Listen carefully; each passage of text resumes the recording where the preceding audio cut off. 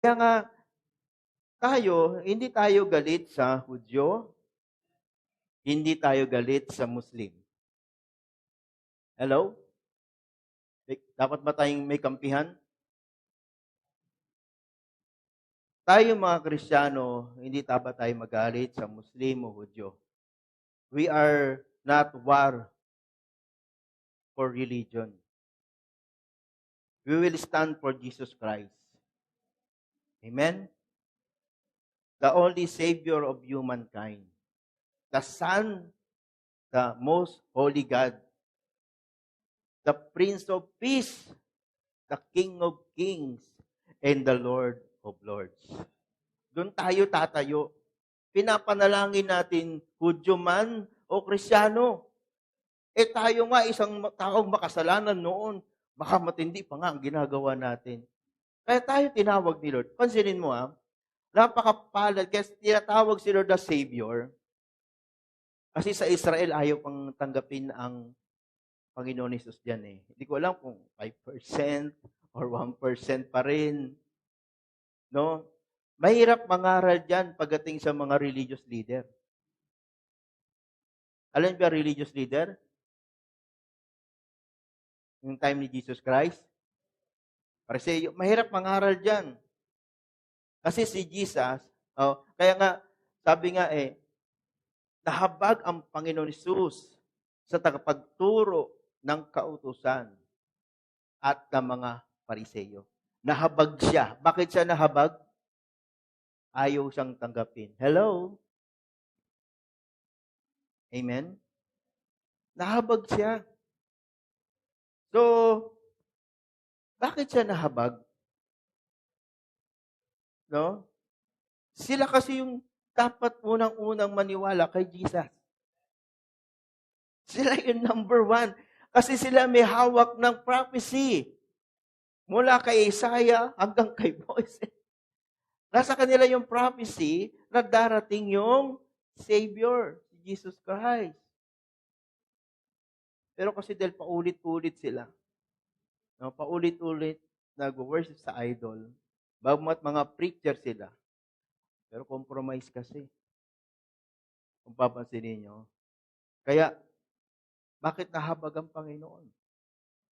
So sinabi dito sa Mateo 23, verse 29 hanggang 30. Nakakaawa kayong mga tagapagturo ng kautusan at mga pariseyo, kayong mga mapagkunwari. Ipinapaayos ninyo ang mga libingan ng mga propeta at ng mga taong matuwid at pinapaganda ninyo ang mga ito. At sinasabi ninyo na kung buhay sana kayo sa panahon ng inyong mga ninuno, hindi ninyo papatayin ng mga propeta tulad ng ginawa nila. Sipin mo yung word ni Jesus. Sinasabi ninyo kung buhay lang kayo sa panahon ng inyong mga ninuno, hindi sana ninyo pinapatay ang mga propeta. No, propeta. Yung mga ninuno kasi nila, yung mga nagpapatay kay Isaiah, nagpapatay. Sila kasi yun.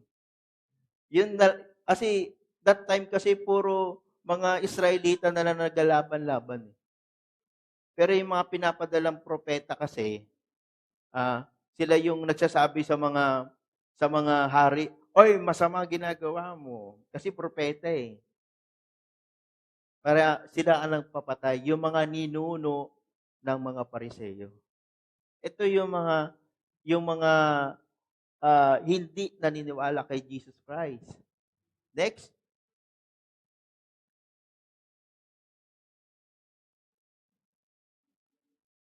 Yan.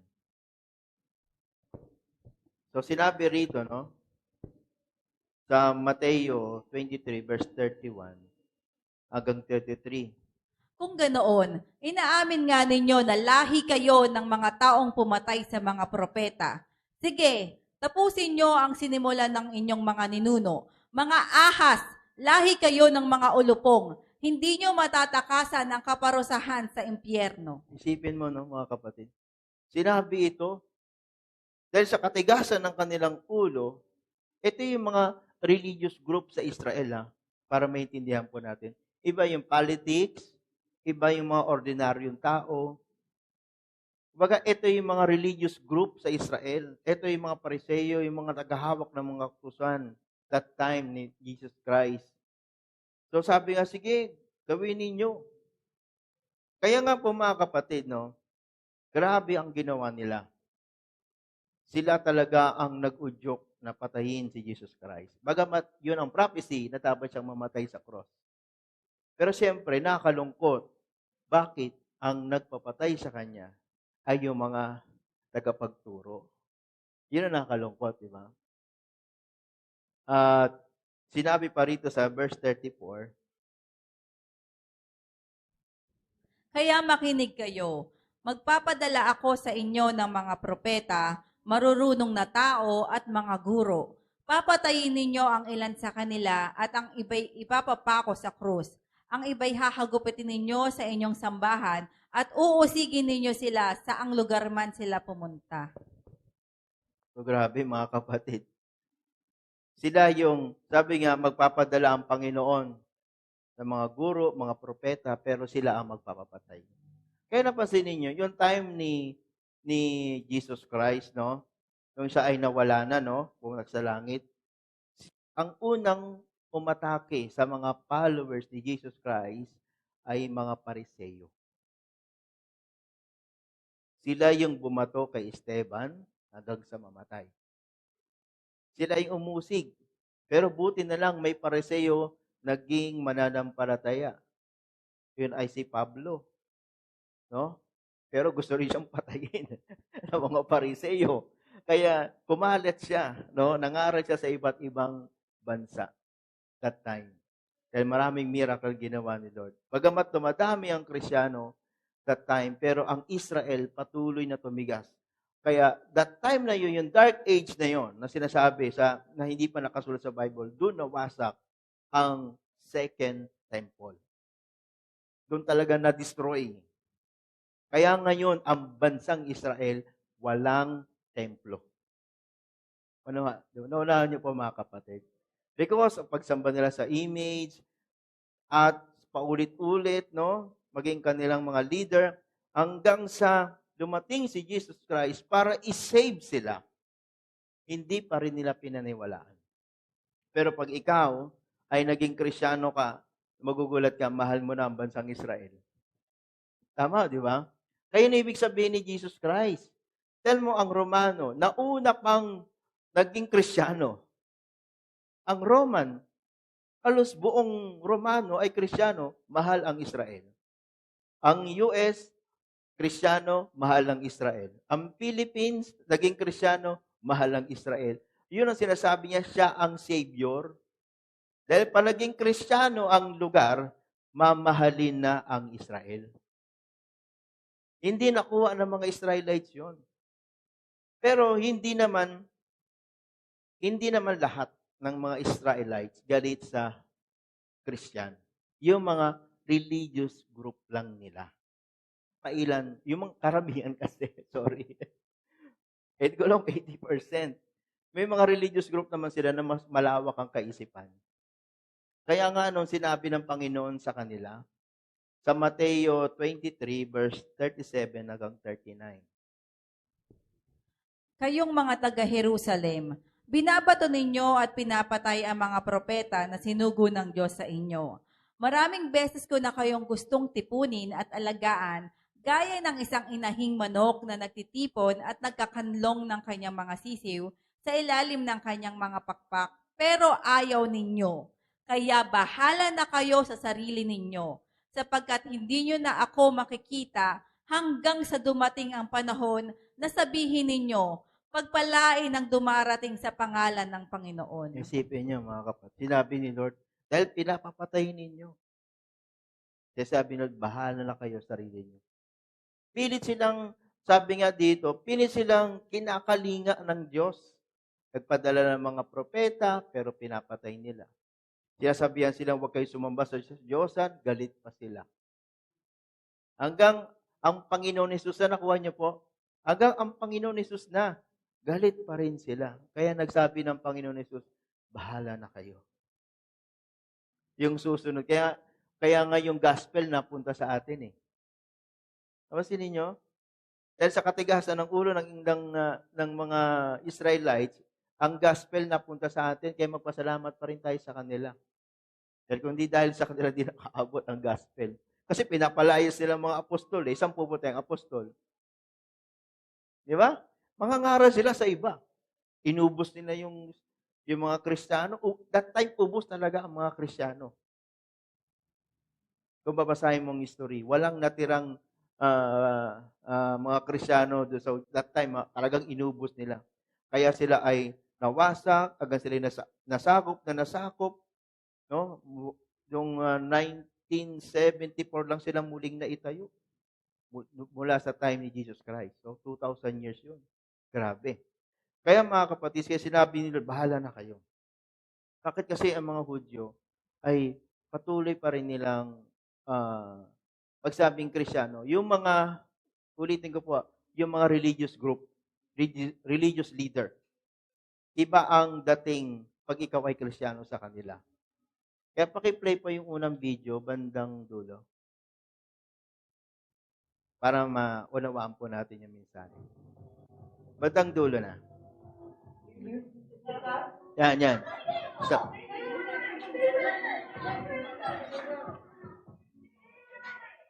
Po ang dalawang missionary na Christian. Ito yung mga batang mga Pariseyo.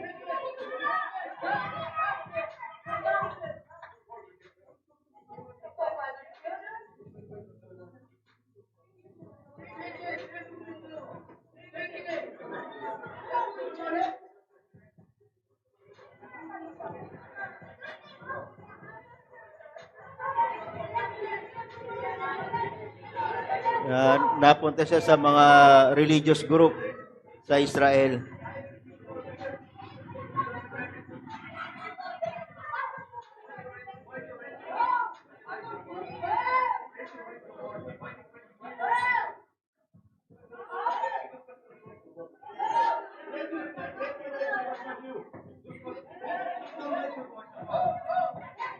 Tinadyakan pa siya.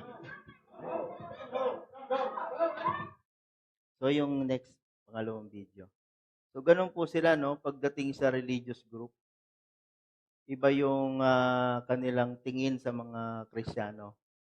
At ito pa nga, bagong news lang po sa second. A surprising report from Israel today where officials are taking seriously a recent upsurge in spitting and hitting attacks on clergy and the vandalism of Christian sites.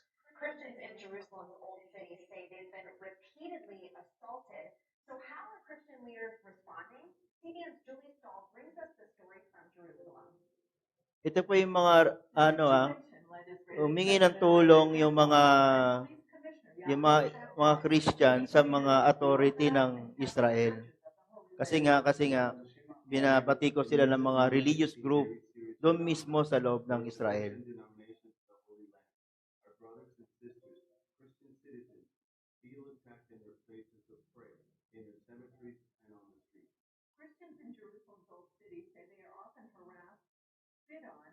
Yan ang mga Pariseyo.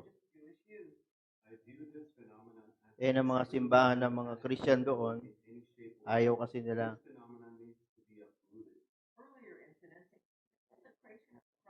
Mga cross nila doon. Pati sementeryo, inaatake nila. Yan yung mga Pariseyo. Basta ganyan ang buhok. Mga religious group yan sa Israel. Yung mahabang palikpik.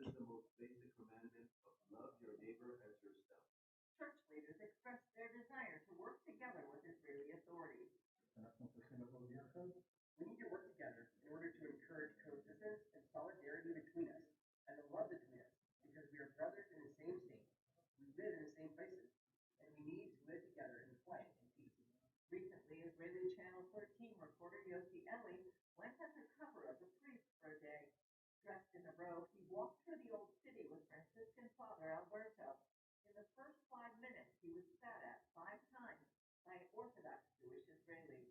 In Haifa, Israel's police commissioner said the police are working to eradicate. Yan po, inaharang ng mga Pariseyo na wag pumasok sa mga simbahan ng Christian, sa mga Christian church.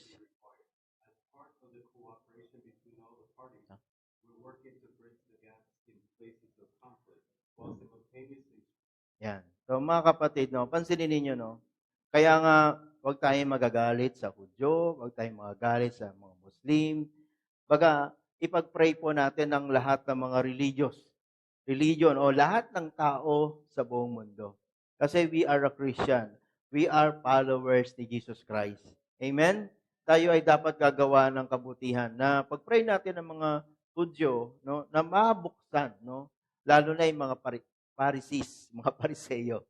Sila kasi talaga yung bumabatikos mula nung panahon pa ni Jesus Christ. Kaya mga kapatid, napakahalaga ang panalangin natin. Sana ito, no, ito mensahe nito mabuksan tayo na tayo ay magpatuloy. Na mahirap pala na tayo ay tatalikod sa Diyos. Kahit mismo si Solomon ay pinadala ng Diyos ng kaaway dahil sa katigasan ng kanyang ulo. Dahil sa pagsamba niya sa mga Diyos-Diyosan. At nawasak mismo ang buong Israel, no? Sa kanilang pagtalikod sa Diyos. Tayo pa kaya, di ba? Mga kapatid. Kaya nga pag tinawag kang Kristiyano, be holy. Dahil banal ang Diyos. So minsan pa tayong lahat po ay tumayo.